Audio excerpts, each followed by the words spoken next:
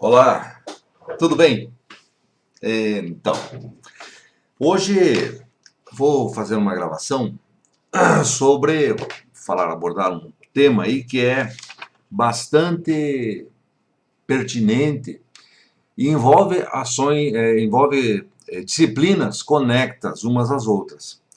Vamos falar de um tema de direito, mas espero eu poder ilustrar bem de que maneira o direito está ligado à filosofia e de que maneira esse direito também está ligado com a economia. Então, direito, filosofia e economia.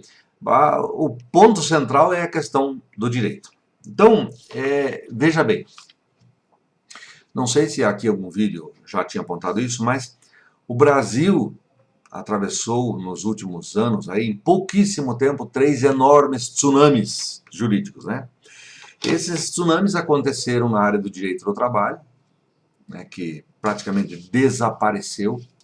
Então, uma questão de tempo para que se perceba o grau de afetação que houve sobre o direito do trabalho, as relações de trabalho. Existe um enorme tsunami também na área do direito penal, por ruptura de preceitos fundamentais, né? A gente consegue colocar pessoas inocentes presas.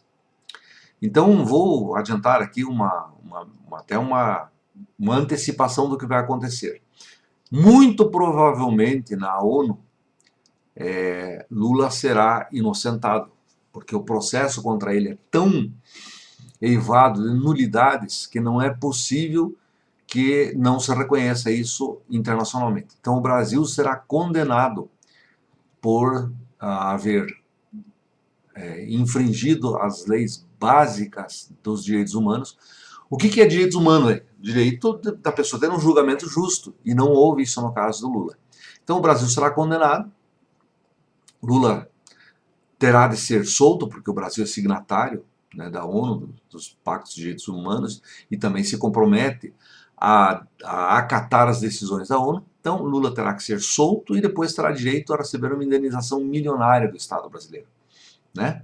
Então é muito fácil de gritar, prende, prende, tal, não sei o quê. Só que condenar sem provas definitivas não é possível. Então, o direito penal, presunção da inocência, por exemplo, a presunção de que a pessoa só possa ser julgada, que só possa ser considerada culpada após o trânsito em julgado, está na Constituição brasileira e faz parte das regras elementares que vigem no direito. Por exemplo, se usa a expressão due process of law. Quer dizer, a lei, o processo tem que seguir os trâmites processuais regulamentares. Não é possível condenar alguém de qualquer jeito, né? Mas hoje, o que eu quero tratar aqui com vocês aí é a situação do direito civil. Infelizmente, o Brasil entrou numa rota de desastre. Olha, eu já vou antecipar também o que vai acontecer. Em 5 anos o Brasil estará na lona. O Brasil, que eu digo, o Brasil internamente. As pessoas não perceberam a magnitude do que aconteceu e isso vai se refletir proximamente. Em 8 de fevereiro de 2017, o voto vencedor da decisão foi do ministro Marcos Buzzi. E lá decidiu, nesse voto, o ministro, né, pela legalidade da capitalização de juros. Da capitalização de juros, né? Ele, nesse voto dele, ele reconhece que é ilegal capitalizar juros, né? Que é ilegal nos negócios jurídicos aplicarem esses juros capitalizados, que é uma tradição jurídica centenária brasileira. Consta na legislação centenária já. Você pega o Código de 2016 e até mesmo o Código de 2002, que passou a vigir a partir de 2003, veda a capitalização de juros e permite apenas a capitalização anual. Pois bem, Marcos Buzzi então vai se referir a que essa legislação da vedação de capitalização de juros não atingiria as instituições financeiras. Quer dizer, é proibido, menos para os bancos. Os bancos podem capitalizar juros, né? Isso por conta da Lei 4.595/64. Essa lei foi formatada na época em que o senhor Roberto Campos era ministro. Ele e a turma lá do Banco Central e do Ministério da Fazenda, né? Eram pessoas envolvidas com o golpe militar e que eles queriam resolver o problema da capitalização dos juros, para permitir que os bancos capitalizassem juros. Então, desde 64, então, sabe, os bancos capitalizam juros porque eles foram deixados fora da previsão legal. Aliás, inclusive naquele livro, Lanterna na Popa, do Roberto Campos, né, ele fala que o objetivo básico deles era esse, né, era um objetivo inconfesso. Eles queriam acabar com a lei da usura, que estava vigindo, a lei chamada lei da usura, que era um decreto, né, decreto-lei da época do Getúlio Vargas, que vedava a usura. Pois bem, o Marcos Buzzi, então, nesse seu voto, vai dizer que que existe uma autorização em lei para que haja capitalização de juros, desde que seja pactuada. Este é o ponto e este é o acento dessa decisão. Essa decisão, ela começa a afetar, veja, foi em fevereiro de 2017, e nós estamos em fevereiro de 2019, 2 anos. Começa agora essa decisão a surgir os seus efeitos. Veja, uma questão é o tribunal, né? As decisões aí da justiça, elas foram tomadas, inclusive na própria decisão, né? Essa norma permissiva de contratação de juros, ela é feita para nortear as instâncias inferiores. Ou seja, trata-se de uma espécie de súmula vinculante que o STJ impôs sobre o judiciário brasileiro. Então, o que acontece? Havendo permissão legal, o que somente precisaria haver nos contratos? A pactuação, contratação expressa. Quer dizer, você vai no banco, o banco te empurra um documento, contrato de anuência, né? Já está, contrato de adesão, já está lá pronto. Lá vai constar uma cláusula que os juros são capitalizados mensalmente, ou tem cláusulas contratuais que dizem capitalização diária.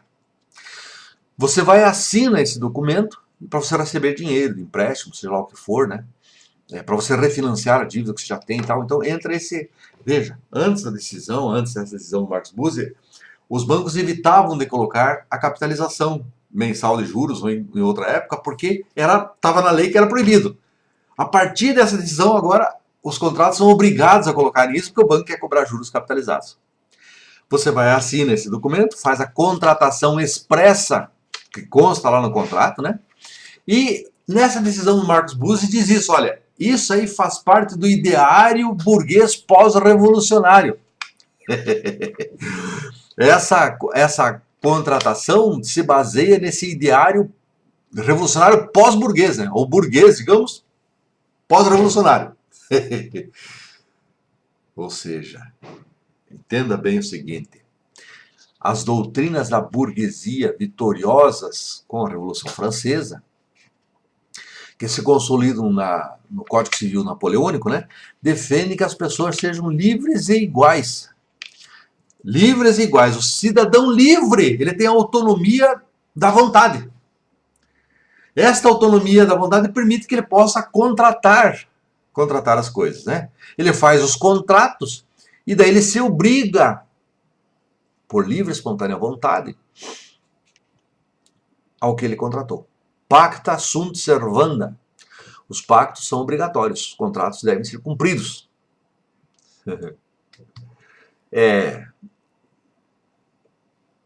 Veja bem.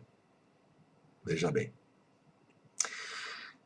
Essa propositura, ou o voto do ministro ali, coloca os pontos certos, né? Essa propositura é uma propositura burguesa, é uma lógica burguesa.